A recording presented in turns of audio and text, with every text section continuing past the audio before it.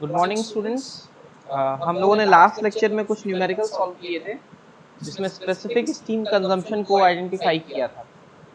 तो specific steam consumption को identify करने के लिए डेफिनेशन ध्यान रखनी होगी जिससे हम फॉर्मूला डिराइव करते हैं।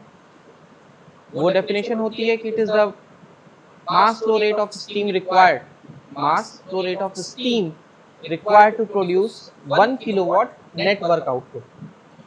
1 किलोवाट नेटवर्क आउटपुट और किसके रिस्पेक्ट में था वो mass flow rate of steam जो थी। इट मींस कि मास फ्लो रेट कितने रेट से फ्लो कर रही है, मास ऑफ स्टीम जो है वो किस रेट से फ्लो कर रहा है, किस लिए, to produce 1 kilowatt network output produce करने के लिए, डब्ल्यू नेट। तो हमने स्पेसिफिक स्टीम कंजम्पशन का फॉर्मूला देखा था 1 अपॉन डब्ल्यू नेट मिल गया था हमें। ठीक है, इस पर हमने 3 न्यूमेरिकल देखे थे जो कि गेट में आए हुए थे। आज हम लोग एक क्वेश्चन और देखते हैं जो गेट पे आया हुआ है। ऐसे ही क्वेश्चन आपके एकेक्यू में मिल रहे हैं तो फिर हम लोग वैसे ही क्वेश्चंस को यूज करते हैं और साथ में गेट के क्वेश्चंस लगाते हैं ताकि हमारी प्रैक्टिस भी बनी रहे और हम अच्छे क्वेश्चंस को भी लगा सकें।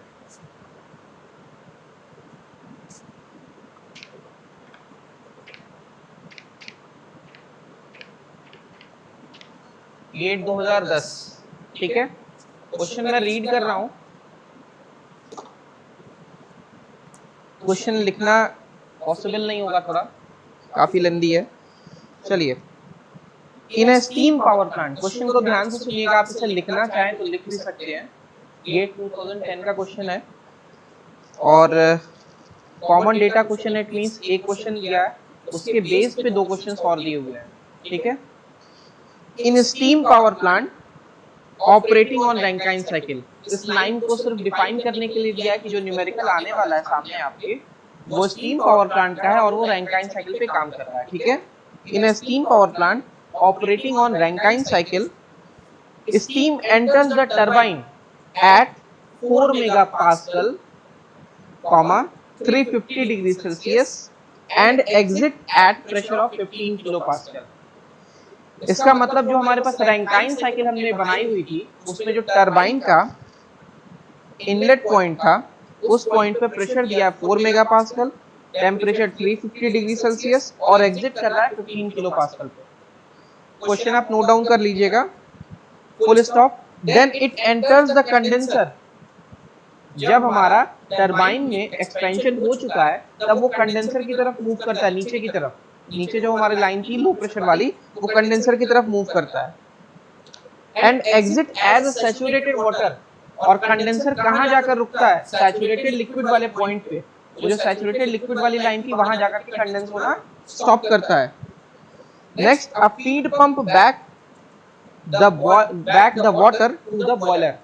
जो फीड पंप लगा था कंडेंसर के बाद, वो लिक्विड हो जाने के बाद लिक्विड को पंप करता है बॉयलर की तरफ। ठीक है, the adiabatic efficiency of turbine. Turbine हमारा इस साइड में लगा था, टरबाइन की एडियाबेटिक एफिशिएंसी दी है। एडियाबेटिक एफिशिएंसी कहने का मतलब क्या, जो हमारे पास सिस्टम है ना, चाहे वो वर्क प्रोड्यूसिंग डिवाइस हो या वर्क कंज्यूमिंग डिवाइस हो, कंप्रेसर ले, टरबाइन ले या कोई भी हो, उसमें कुछ सिस्टम की अपनी इंटरनल इरिवर्सिबिलिटीज होती है। इंटरनल इरिवर्सिबिलिटी बताएं तो बोला जाए तो इसको इस तरह से समझ सकते हैं कि कुछ फ्रिक्शनल लॉसेस होते हैं सिस्टम में, उस फ्रिक्शनल लॉसेस को हम इग्नोर नहीं कर सकते। तो प्रैक्टिकली ये नहीं पॉसिबल है कि वो 100% एफिशिएंसी दे सके। इट मींस जो हमने टरबाइन की आइसेंट्रोपिक वाली लाइन बना रखी थी टीएस डायग्राम में, एक स्ट्रेट लाइन, वो स्ट्रेट ना होकर के थोड़ी सी कर्व होने वाली है। वो जो थोड़ी सी बेंड होने वाली है उसकी वैल्यूज हमें कुछ आइडेंटिफाई करनी पड़ती है।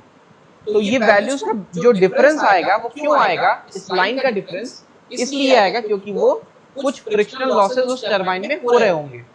ठीक, full stop. The thermodynamic state of water and steam are given in table. आपके पास स्टीम टेबल होगी, आपने स्टीम टेबल देखना सीखा हुआ है सेकेंड ईयर में। ये स्टीम टेबल के डेटा से लिया गया है। ठीक है, स्टीम टेबल से डेटा ले लिया गया है, इसी न्यूमेरिकल बेस्ड है। तो पहले हम इसका साइकिल ड्रॉ कर लेते हैं, जो हमारा पहला काम होगा इस न्यूमेरिकल को सॉल्व करने के लिए, और इसके बेस पे हम वैल्यूज को डिराइव करना शुरू करेंगे। देन हमें जो चाहिए होगा वो हम देखते हैं क्या चाहिए।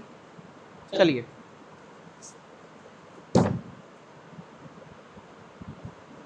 क्वेश्चन में मेरे से बोला गया है, हम टीएस डायग्राम ड्रॉ कर रहे हैं। सबसे पहले थोड़ा छोटा ड्रॉ करते हैं ताकि न्यूमेरिकल भी बगल में पैरेलली चल सके साथ साथ।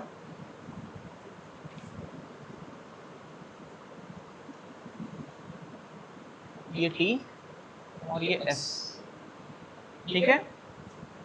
हमारे पास स्टीम टेबल से डेटा दिया गया है, बोला गया है कि टरबाइन का जो इनलेट पॉइंट है,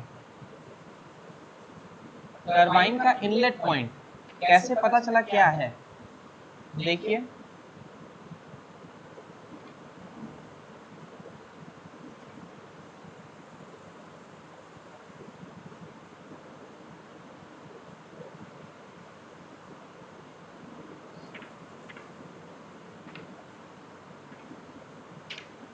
ये वो बेसिक रैंकाइन साइकिल है जो हम शुरू से पढ़ते आ रहे हैं। हमसे क्वेश्चन में बोला गया है कि टरबाइन का जो इनलेट पॉइंट है, ये टरबाइन का सेक्शन था, टरबाइन का जो इनलेट पॉइंट है, इनलेट यहीं पे होगा, यहाँ पे आउटलेट होगा, ये इनलेट होगा। तो टरबाइन के इनलेट पे प्रेशर 4 मेगापास्कल है और टेम्परेचर 350 डिग्री सेल्सियस है। इट मींस प्रेशर तो कांस्टेंट होता है, या फिर ये लाइन ले या ये लाइन ले या फिर दिस वन। 4 मेगापास्कल हमारे लिए कांस्टेंट है, ठीक है। 4 मेगापास्कल किस टेम्परेचर पे टरबाइन इनलेट दिया है, वो है 350 डिग्री सेल्सियस, ठीक है। इस पॉइंट पे स्टीम टेबल में एंथैल्पी, एंट्रोपी और स्पेसिफिक वॉल्यूम की वैल्यू दे रखी है। हमें जरूरत है एंथैल्पी और एंट्रोपी की। हमने बोला था न्यूमेरिकल कोई भी हो, हमें सिर्फ चारों पॉइंट पे एंथैल्पी पता करनी है। अगर मेरे पास एंथैल्पी की वैल्यूज हैं 1, 2, 3 एंड 4 पे, तो हम रैंकाइन साइकिल के बेस पे कोई भी न्यूमेरिकल सॉल्व कर सकते हैं। तो देखिए क्वेश्चन में क्या दे रखा है, 4 मेगापास्कल 350 डिग्री सेल्सियस पे एंथैल्पी दिया है। ये पूरा रीजन इस लाइन के राइट साइड में सुपर हीटेड रीजन था। इस सुपर हीटेड रीजन के लिए जो डेटा हमारे पास है वो HS दिया हुआ है, HF और HG नहीं दिया है, क्योंकि सुपर हीटेड रीजन में फेज दो नहीं मिलते, HF और HG का कोई मतलब नहीं रह जाता, फेज कोई डिफरेंट नहीं होता। वो सुपर हीटेड जोन में उसमें से सारे वेपर जो फ्लूइड पार्टिकल्स था वो एलिमिनेट हो चुका है। इट मींस हमारे पास सुपर हीटेड स्टेट में कुछ वैल्यूज अलग होंगी, वो अलग वैल्यूज मेरे पास एंथैल्पी और एंट्रोपी के टर्म में दी हुई है। एंथैल्पी की यूनिट किलोजूल पर केजी, ठीक। एंट्रोपी की यूनिट किलोजूल पर केजी केल्विन। तो हमको ध्यान रखना होगा कि हम किसकी यूनिट को यूज करने वाले हैं, क्योंकि यूनिट से भी न्यूमेरिकल्स गलत हो जाते हैं कभी कभी। क्यों, अभी देखते हैं उसको। Enthalpy 3092.5 at 4 megapascal 350 degree Celsius. It means कि 4 मेगापास्कल और 350 डिग्री सेल्सियस पे एंथैल्पी दी हुई है H3 is equals to 3092.5, ठीक है। Similarly entropy S3 is equals to 6.5821 kilojoule पर केजी केल्विन,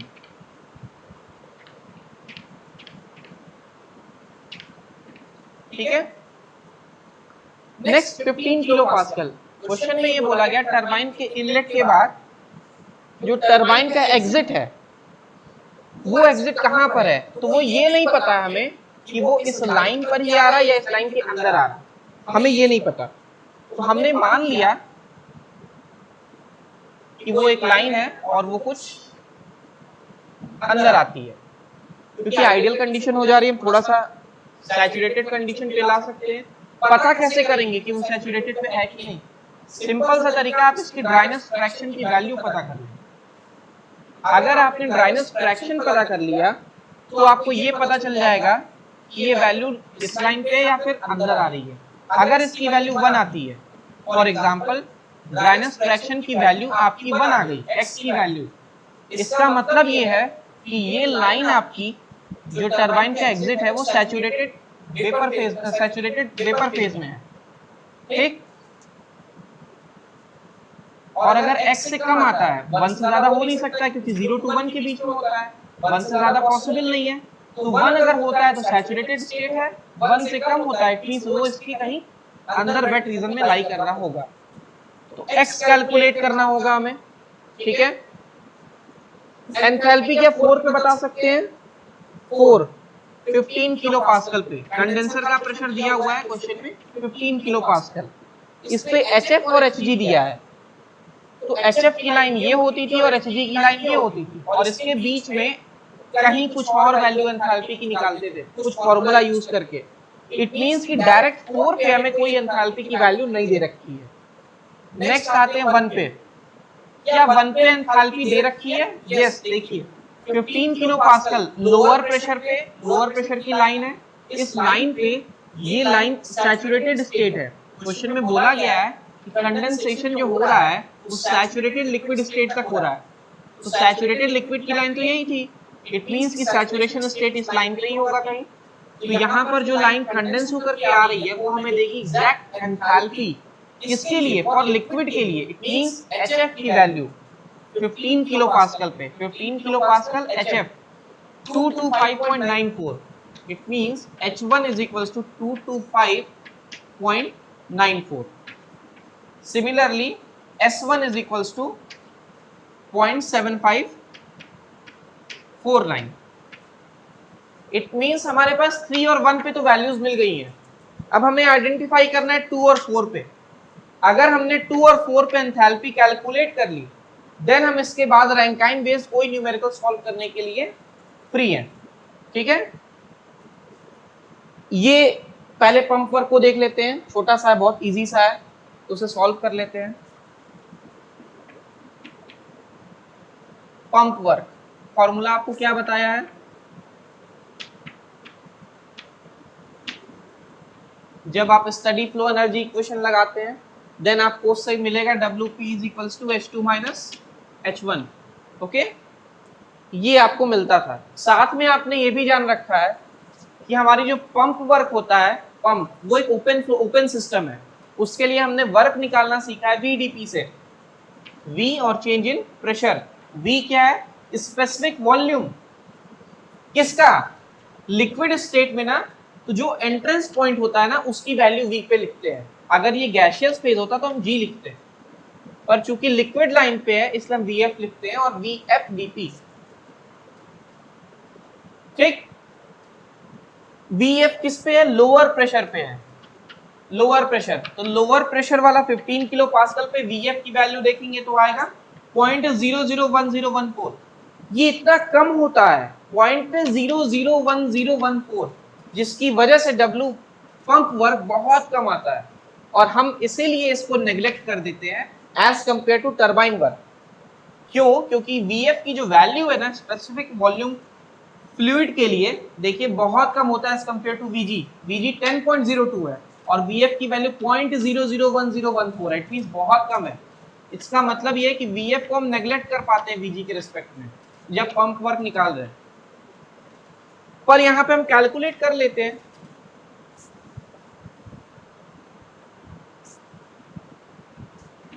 क्या आपके पास H2 है? नहीं, हमारे पास H2 नहीं है। H1 है? यस, H1 है 225.94, ठीक है। इज इक्वल्स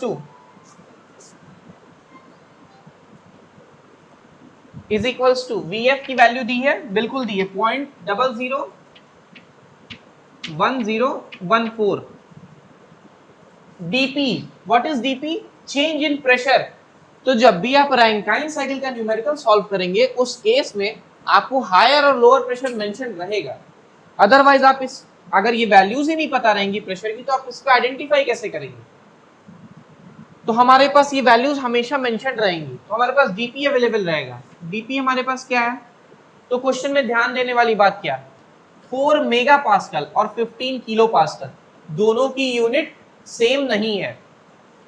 4 मेगा पास्कल और 15 किलो पास्कल, मैंने दोनों को किलो में कर दिया तो डेल पी की वैल्यू आ गई, यानी यहां से हम H2 कैलकुलेट कर सकते हैं। H2 की कुछ वैल्यू आएगी, वैल्यूज कितनी आ रही?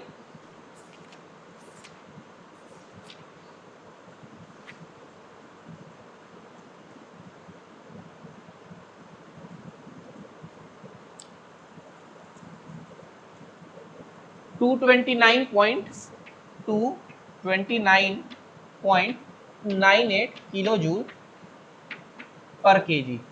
ठीक है, ये एंथैल्पी की यूनिट आ रही है। लेकिन ये एक बात का ध्यान रखेंगे, ये पर केजी में है। अगर क्वेश्चन में फॉर एग्जांपल अगर क्वेश्चन में ये बोलता कि suppose mass flow rate of steam m.s आपको दिया हुआ, या आपको जो रेट जो भी मास फ्लो हो रहा है वो कुछ समथिंग किसी वैल्यू में दिया रहता है, मान लीजिए 1.01 या 2.2 कुछ भी कोई वैल्यू रहती, तो वो मल्टीप्लाई होता है इसी वैल्यू के साथ, क्योंकि इसमें m तो है ही नहीं कहीं पे मास का मल्टीप्लाई, सारी वैल्यूज पर केजी में निकली है, तो हमें उस वैल्यूज को मल्टीप्लाई करना पड़ता, इसलिए यूनिट का ध्यान रखना जरूरी था। ठीक है, तो इस क्वेश्चन में नहीं दिया, इन जनरल नहीं मिलता है, बट कुछ कुछ क्वेश्चंस में जब आप ओपन फीड वाटर हीटर या क्लोज फीड वाटर हीटर पढ़ते हैं, देन उस केस में वैल्यूज m की भी दी रहती है।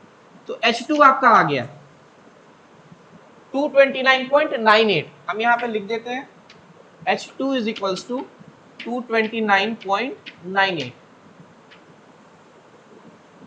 यानी H1 मिल गया है, H2 मिल गया है, H3 मिल गया है। अब हमारा टारगेट है H4, H4 को पता लगाना। अगर H4 मिल गया तो फिर हम रैंकाइन की कोई भी न्यूमेरिकल को सॉल्व कर सकते हैं। अब देखिए कैसे रैंकाइन की H4 की वैल्यू निकलेगी।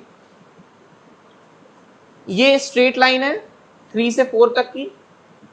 ओके, हम मान लेते हैं 3 से 4 के लिए हमें क्या चाहिए,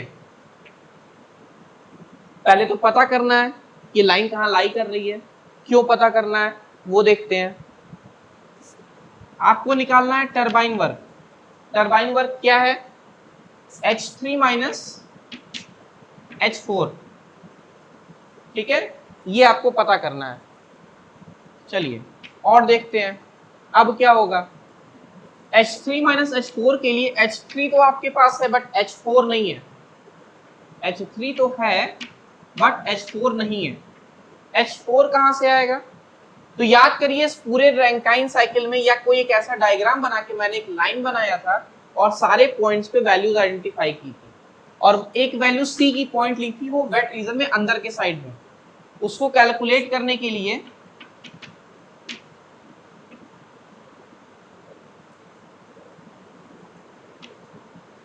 क्या फॉर्मूला लिखा है मैंने, H4 के लिए HF plus X HFG, HG minus HF, कहीं इसके बीच में लाई करेगा HG और HF, इस लाइन पे HG मिलेगा, इस लाइन पे HF मिलेगा, इसके बीच में HG माइनस HF आना था, लेकिन एग्जैक्ट HG माइनस HF नहीं, something multiply by X which is known as dryness fraction and summation of HF। HF कहां से मिलेगा, जो ये स्टेट थी हमारी सैचुरेशन वाली स्टेट, H3 हमारे पास है, HF की वैल्यू H1 है जो हमारे पास गिवन है, X हमें पता नहीं है, और HFG HG माइनस HF वो हमारे पास दी हुई है, HG माइनस HF, यानी कि ये वैल्यू है, ये वैल्यू है और ये वैल्यू है, X नहीं है।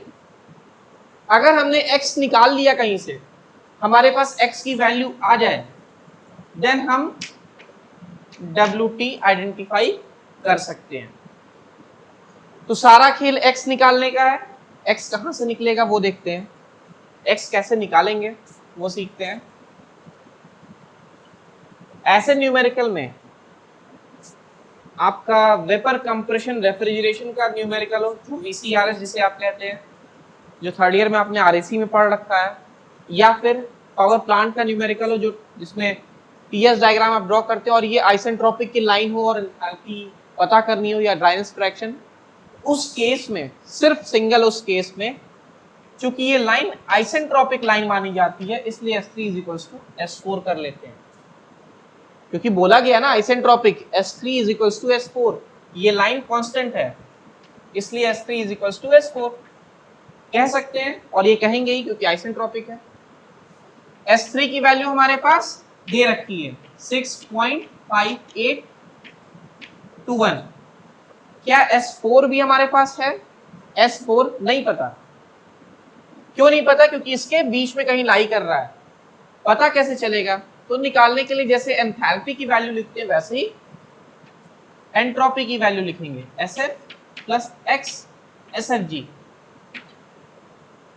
देखिए SF कौन सी वैल्यू होगी, लोअर प्रेशर पे काम कर रहे हैं ना, हायर पे तो S3 हो गया हमारा, अब S4 की बात कर रहे हैं, S4 लोअर प्रेशर पे है, तो क्या SF पता है हमें, देखिए पता है 0.7549 प्लस X पता है, बिल्कुल नहीं, X हमें नहीं पता है। SFG क्या होगा, SG माइनस SF, यही होगा।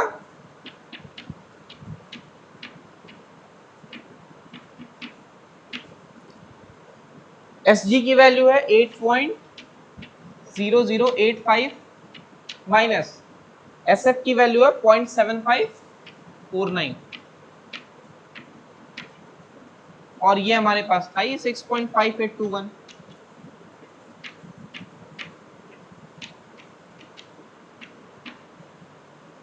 तो यानी कि हम यहां से x मिलेगा कि नहीं मिलेगा, x की वैल्यू आएगी कि नहीं आएगी, x की वैल्यू कितनी आएगी कैलकुलेट करिए, x की वैल्यू आएगी समथिंग 0.803, ये x की वैल्यू है, कहां पर आई है 0.803, ये x4 आपका, आप उसे x4 मानना नाम दे दीजिए या कोई x रहने दीजिए, कोई दिक्कत नहीं है, क्योंकि x की वैल्यू में कैलकुलेट कर ली, ये x मिल गया। इट मींस कि जो पिछला वाला फॉर्मूला था एंथैल्पी वाले में h रख x की वैल्यू पुट करेंगे तो हमें एंथैल्पी भी मिल जाएगी, x आ गया आपका। आगे बढ़ते हैं,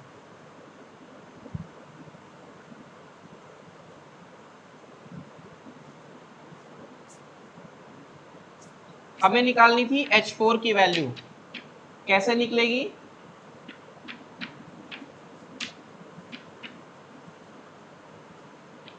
HF H1 की value 225.94 plus X 0.803 HG minus HF 2599.1 minus 225.94।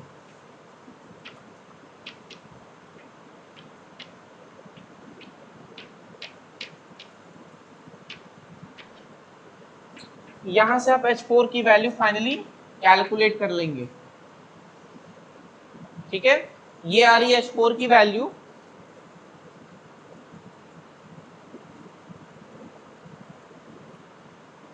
2131.58 kilo joule पर केजी।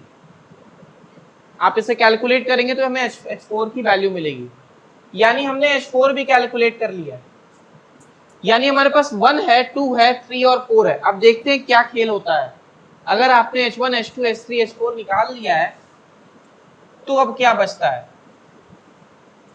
अब आपसे मैं पूछता हूं, आप क्वेश्चन का जवाब दीजिए, आपको आंसर सारे आएंगे।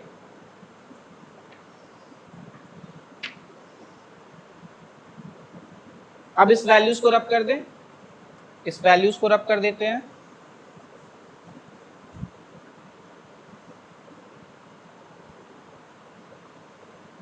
चलिए अब मेरे को ये बताइए क्या टरबाइन वर्क निकाल सकते हैं, WT बिल्कुल निकाल सकते हैं, क्यों, H3 माइनस H4।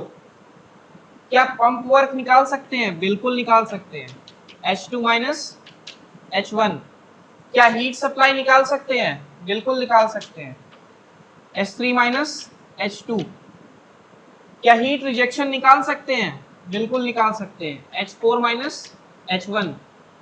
आपसे अगर पूछा जाए नेटवर्क निकालिए, W नेट, क्या निकाल सकते हैं, बिल्कुल निकाल सकते हैं, WT माइनस WP निकाल सकते हैं ना, टरबाइन वर्क निकाल लिया क्योंकि सारे पॉइंट पर एंथैल्पी पता है, पंप निकाल लिया, heat supply heat rejected W net. अब आपसे पूछा जाए एफिशिएंसी बताइए, work net upon heat supplied, W net यहां से मिल गया और हीट सप्लाई आपने यहां से कैलकुलेट कर लिया, इट मींस कि आपको एफिशिएंसी भी मिल सकती है। नेक्स्ट मुझे SSC स्पेसिफिक स्टीम कंजम्पशन बताइए। फॉर्मूला था m dot s upon power का, जिसे हम कन्वर्ट करके लिखे थे W नेट, और ये फाइनली बन गया था SSC की वैल्यू 1 अपॉन W नेट। क्या निकाल सकते हैं specific steam consumption? W net आपने निकाल रखा है, रेसिप्रोकेट कर देंगे, स्पेसिफिक स्टीम कंजम्पशन आ जाएगी। अब लास्ट मुझे ये बताइए, क्या हीट रेट निकाल सकते हैं? हीट रेट,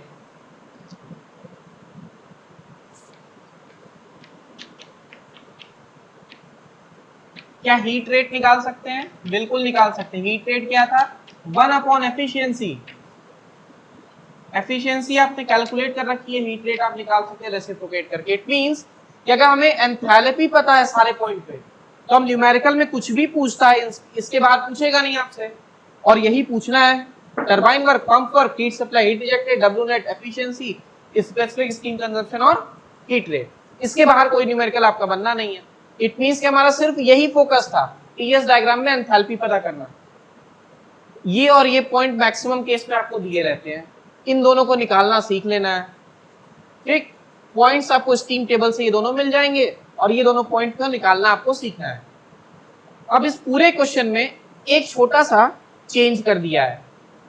ये तो वैल्यूज थी आइसेंट्रोपिक की, जहां हमने H4 निकाला और सारी वैल्यूज कैलकुलेट कर दी। थोड़ा सा चेंज किया है। क्या चेंज किया है?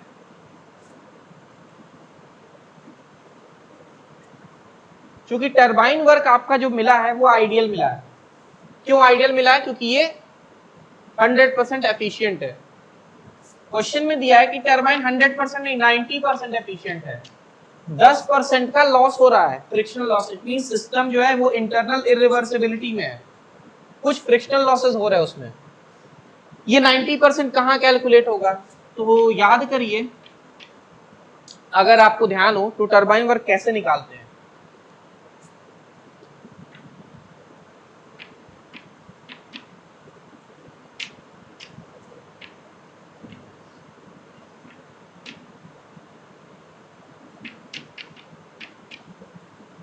Actual work upon isentropic work. अब एक्चुअल वर्क कहां है और आइसेंट्रोपिक वर्क कहां है? तो ये मैं थोड़ा सा रब कर देता हूं। आपने एक वर्क आइसेंट्रोपिक वर्क निकाल रखा है, कितना? WT 90%, ये आपका एफिशिएंसी दिया है। क्या एक्चुअल वर्क नहीं निकाल सकते? WT आपने निकाल रखा है, 90% एफिशिएंसी है, WA आपको निकालना था, क्योंकि बोल रखा है कि एफिशिएंट है 90%। इट मींस हमें एक्चुअल निकालना पड़ेगा, ना कि टरबाइन। जब कभी भी किसी भी न्यूमेरिकल में, चाहे वो गैस टरबाइन का हो, रैंकाइन साइकिल का हो, या वेपर रेफ्रिजरेशन कंप्रेशन सिस्टम का हो, इनपुट और आउटपुट के केस में अगर हमें एफिशिएंसी दे रखी है, या आप आईसी इंजन पढ़ते हैं, ऑटो साइकिल, डीजल साइकिल, कभी भी अगर आपके पास इसकी एफिशिएंसी गिवन है, इट मींस कि वो एक्चुअल पे काम कर रहा, ना कि आइडियल पे। अगर एक्चुअल है तो 100% है, अदरवाइज वो 90%, 80%, समथिंग, व्हाटएवर वैल्यूज में बी द गिवन। तो आपके पास 90% दिया, इसलिए हमने इसको कैलकुलेट कर लिया। पंप का हमें दिया नहीं गया, इसलिए हमने उसे आइडियल रखा है, उसे नहीं चेंज किया है। तो हमें WA एक्चुअल मिलेगा। इट मींस जो WA है यही हमारा W टरबाइन हो जाएगा, क्योंकि वही एक्चुअल वैल्यू है। तो जो टरबाइन की वैल्यू आएगी वो WT होगी, S3 माइनस H4, थोड़ी सी कम आएगी 4 डैश पे, तो ये 4 डैश हो जाएगा। यानी जहां जहां 4 आपने लिखा होगा वो 4 डैश हो जाएगा, और सारे फॉर्मूले वैसे ही रहेंगे। ठीक है, ये तभी होगा जब आपको टरबाइन की एफिशिएंसी गिवन होगी। अगर पंप की दी होती तो हम इसी तरह पंप का करते हैं। पंप के केस में ये उल्टा हो जाता है, ऊपर आपका आइसेंट्रोपिक होगा, नीचे एक्चुअल हो जाता है। खैर वो अभी क्वेश्चन दिया नहीं है, फिलहाल के लिए यही है क्वेश्चन। ठीक है, तो इसको रब करते हैं। ये 2010 का क्वेश्चन था।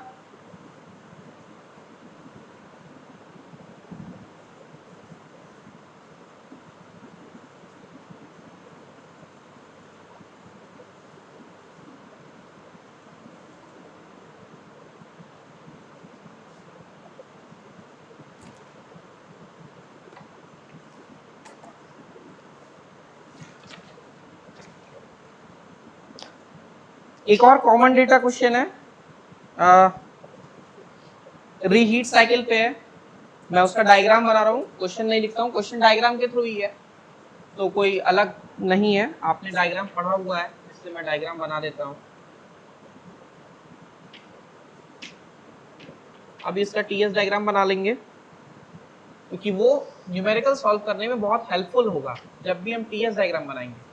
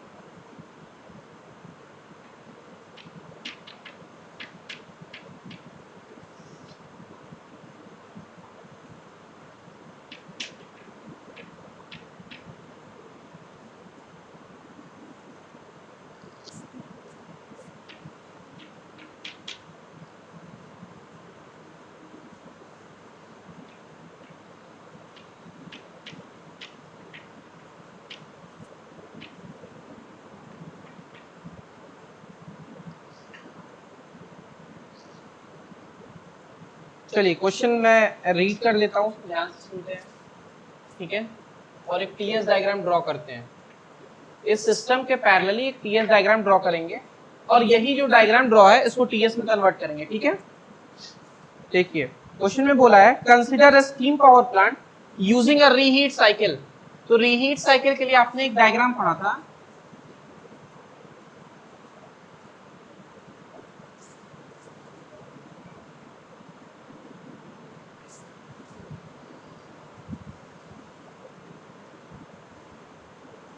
आपने रीहीट साइकिल का नाम सुना, तो रीहीट के लिए दिमाग में तुरंत ड्रॉ हो जानी चाहिए डायग्राम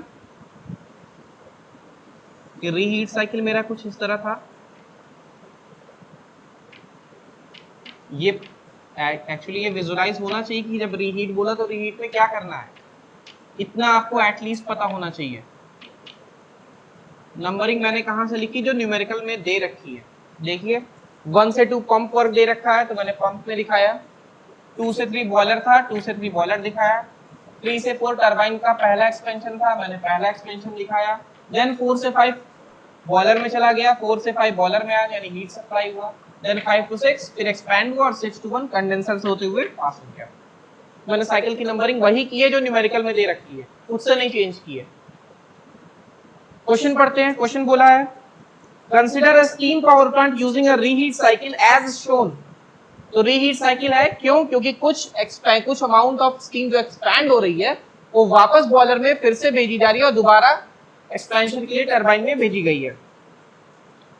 अब इसमें बोला steam leaves the boiler at and enters the turbine. Steam leaves the boiler and enters the turbine at 4 megapascal and 350 degree Celsius. 4 megapascal 350 degree Celsius. Okay.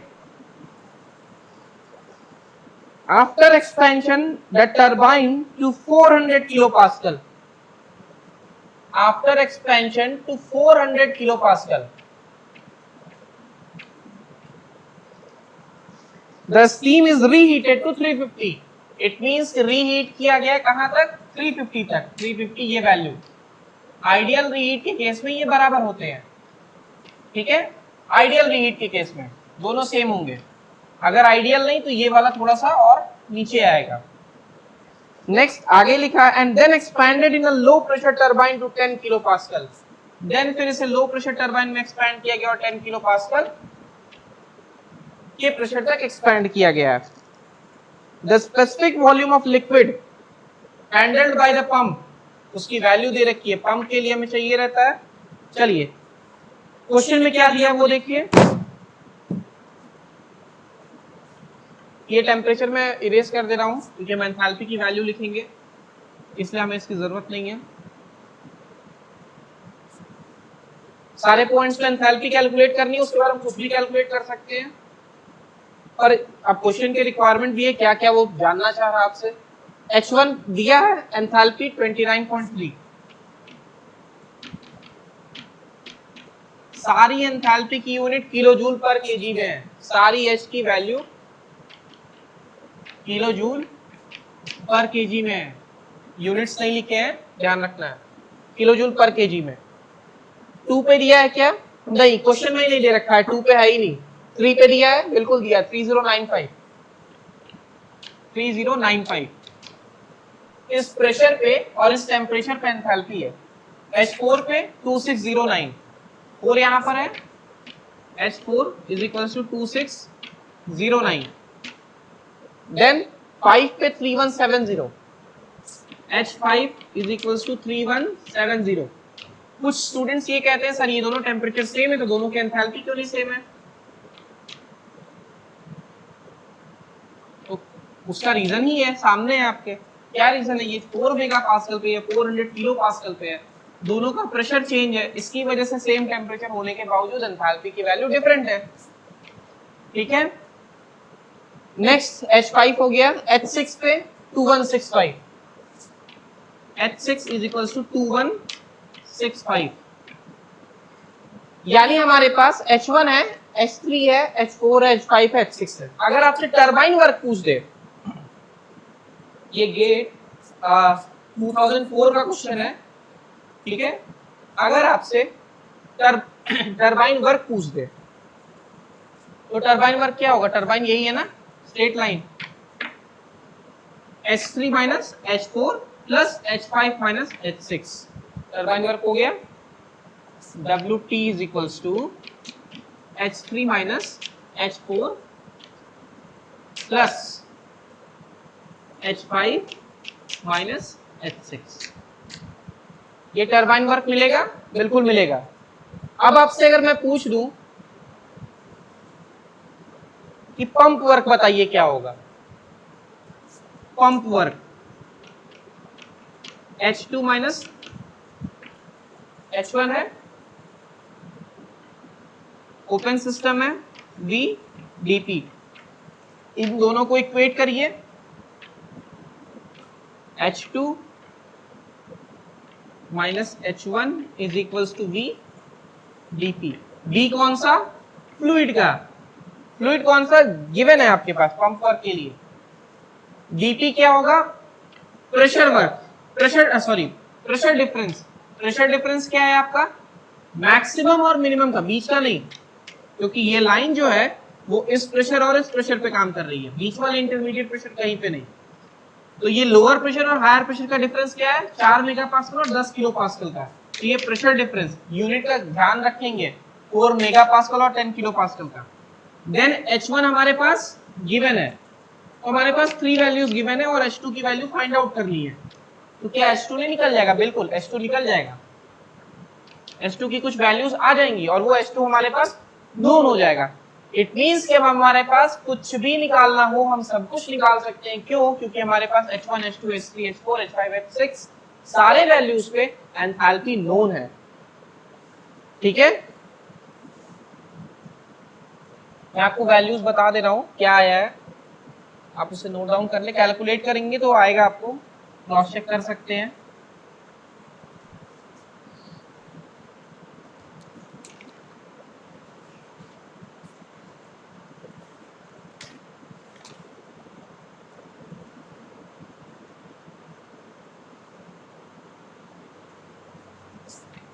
33.3 kilo joule पर केजी। ये H2 आ गया हमारे पास।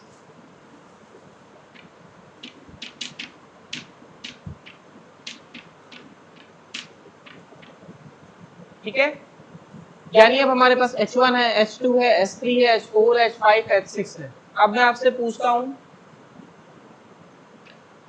Turbine work बता सकते हैं? H3 minus H4 plus H5 minus H6, बिल्कुल बता सकते हैं। Pump work H2 minus H1, heat supplied Q3 minus Q2, दो बार हुआ है, plus Q5 minus Q4, sorry enthalpy के टर्म में लिख देना, S3 minus H2 plus H5 minus H4। ठीक है, ये हीट सप्लाइड हो गया। हीट रिजेक्टेड आपका एक ही बार है नीचे कंडेंसर में, H6 minus H1। W net दोनों का डिफरेंस निकाल सकते हैं, W net WT minus WP pump work. Efficiency पूछा तो W net upon heat supplied, W net upon heat supplied. W net निकाल लेंगे, हीट सप्लाई निकाल लिया है, एफिशिएंसी निकाल लेंगे। तो जो गेट 2004 में क्वेश्चन आपसे पूछा है वो ये पूछा है कि पहला तो एंथैल्पी निकालिए पंप के आउटलेट पे कितना है। तो वो H2 की वैल्यू आ गई 33.3 किलो जूल पर केजी, एक वैल्यू वो हो गई। नेक्स्ट उसने पूछा एफिशिएंसी बताइए कितनी है। एफिशिएंसी कितनी है? Approx 41.1%, 41.1% approximate value. आप चेक करिएगा ऑप्शन में अगर 41.1 है, 41 है तो वो वैल्यू आपकी आंसर है। तो आपसे एफिशिएंसी पूछा था और पंप के एग्जिट पे एंथैल्पी पूछा था, तो दो चीजें आपको मिली, एफिशिएंसी और enthalpy at the exit of the pump. अब आपसे और भी वैरायटी ऑफ क्वेश्चंस मिलेंगे, आपको क्वेश्चंस सॉल्व खुद से करने होंगे, प्रैक्टिस करिए।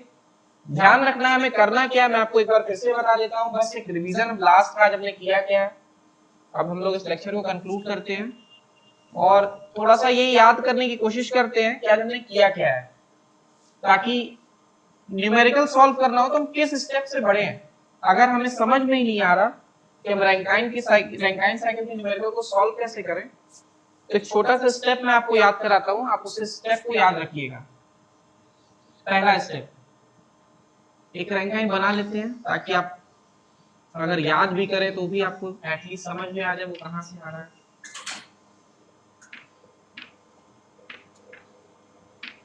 एक बेसिक रैंकाइन मैंने ले रखा है, इसके बेस पे न्यूमेरिकल कैसे सॉल्व करना वो हम देख लेते हैं, बस याद करने के लिए, ध्यान रखने के लिए। न्यूमेरिकल जो ये उनके लिए जो अटेम्प्ट नहीं कर पाते, जिनको पता ही नहीं न्यूमेरिकल कैसे लगाना है, शुरुआत कैसे करनी है। तो सबसे पहला काम S3 बराबर S4 करेंगे और इसको SF प्लस X SFG रखेंगे। यहां से मिलेगा क्या, X इज इक्वल्स टू आ जाएगा। सेकेंड, X मिलने के बाद एंथैल्पी फाइंड आउट करेंगे, H4 की value HF plus X HFG, X की वैल्यू यहां पुट करेंगे। थर्ड, अब आपके पास 3 और 4 पे मिलेगी सारी वैल्यू, तब आप कैलकुलेट कर सकते हैं WT 4। अब हम मूव करेंगे पंप वर्क की तरफ, ये वाला लाइन खत्म, काम खत्म हो गया। पंप वर्क की तरफ WP, VDP याद रखना है, और V कौन सा, फ्लूइड का, गैस का नहीं, VG नहीं, VF लेना है, ये ध्यान रखना है। दूसरा, इसको इक्वेट करते हैं किससे, H2 माइनस H1, ये कहां से आता है, स्टडी फ्लो एनर्जी इक्वेशन लगाते हैं तो हमें ये वैल्यू मिलती है। तो यानी हमारे पास पंप वर्क आ गया। पंप वर्क आ गया, अब यहाँ से कोई एंथैल्पी कुछ भी पूछे वो तो हम कैलकुलेट कर ही सकते हैं। इसके बाद जो चाहे वो पूछ ले, यानी हमको सबसे पहला काम ये करना है, फर्स्ट स्टेप वेरी इंपॉर्टेंट, ये लेंथी क्वेश्चंस के लिए बहुत इंपॉर्टेंट है ये दोनों पॉइंट।